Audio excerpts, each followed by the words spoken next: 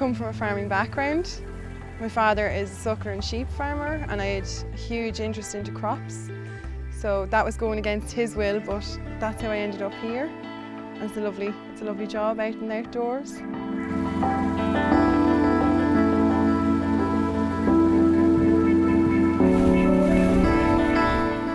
So what we find is a nice representative of the field, and we take 5 counts of the ears.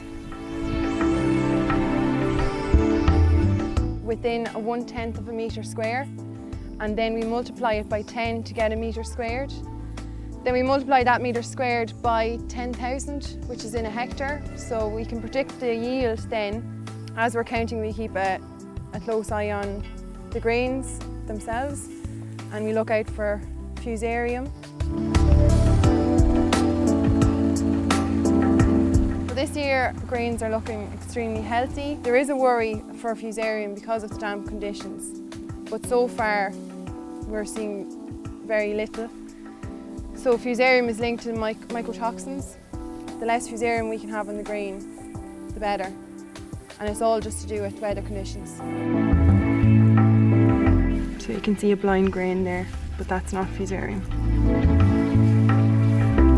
When we're counting the grains, we can assess their quality.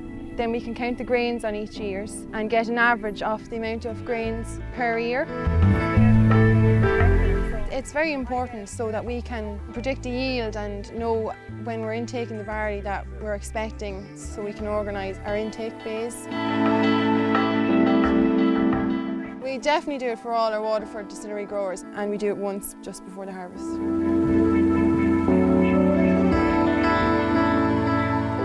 So as an agronomist, I take a lot of pride in this crop as I pass it every day on my way to work. Seeing it from emerging stage to being a full crop like this here today.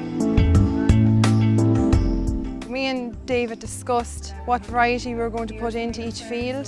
After that, we decided we would go with Olympus for his Waterford distillery crop. So we multiplied the 1,000 grain weight, and I recommended to David to sow this crop at around 11.5 to 12 stone an acre.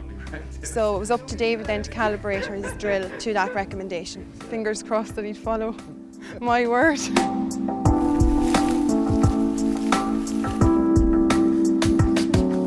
Gonna be on Broadway. I done this earlier on, and I was getting a count of 1,300 ears per metre squared. That is relatively good. Teagasc, our national authority for agriculture and food, advised that you should have around 1,100. So David Walsh Chemist is well above target in his terroir field.